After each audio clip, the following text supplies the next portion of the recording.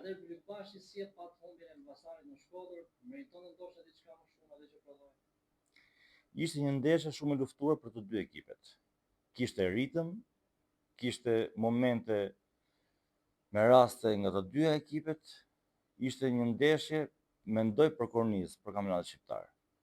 Edhe pse terreni ishte shumë i rënduar nga rreshtet e shiut, u zhvillua me të vërtetë një ndeshje shumë e bukur. Ndërkohë, me këto rezultate, rrezikohet Final Fouri apo Elbasani ka krijuar distancë siguri?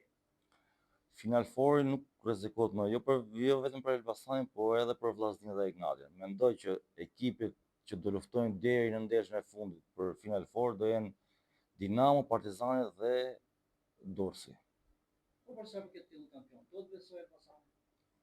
Normal që duhet besoj tek titulli kampion, se është një nga sezonet më të mira këtyre viteve të fundit, plus që ndeshjet që ka zhvilluar Elbasani të japin besimin që mund të arrijmë edhe tek titulli kampion.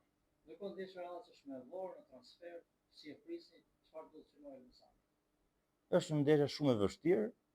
Vora ndeshjet brenda i luan shumë mirë, ka një trajner që zhvillon një futboll shumë bukur, por mendoj që me ndeshjet që ka zhvilluar Elbasani këtë sezon dhe sidomos ndeshjet e fundit, besoj që do ja dalim për ta marrë 3 pishë.